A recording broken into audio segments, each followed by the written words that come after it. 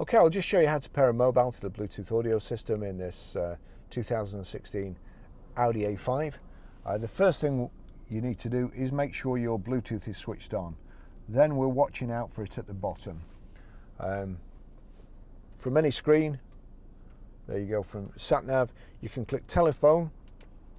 If you've no phones paired already, or if somebody else is in the car, it will probably automatically pick theirs up.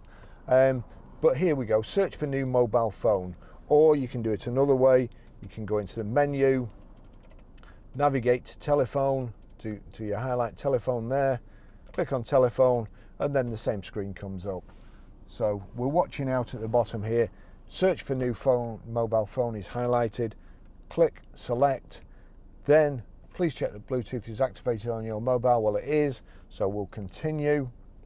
It's now looking, it's already brought the phone up here.